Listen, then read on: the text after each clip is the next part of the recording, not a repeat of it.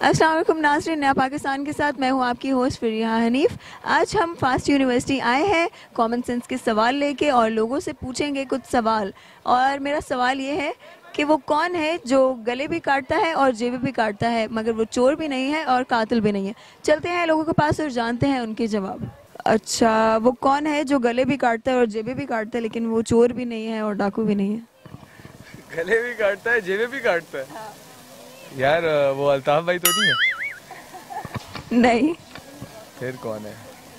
पर डाकू और चोर नहीं है। हाँ, डाकू और चोर नहीं है लेकिन गले भी काटते हैं, जेबें भी काटता है। कसाई?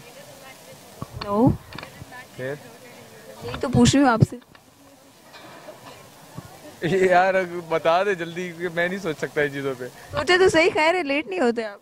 यार गले भी काटता है, जेबें भी काटता है, पर डाकू चोर नहीं है। चलिए सवाल, मेरा क्वेश्चन ये है कि वो कौन है जो गले भी काटता है और जेबें भी काटता है लेकिन वो कातिल भी नहीं है? कौन है जो गले भी काटता है और जेबें भी काटता है। कातिल नहीं है। कसाई? नहीं। अम, नहीं पता।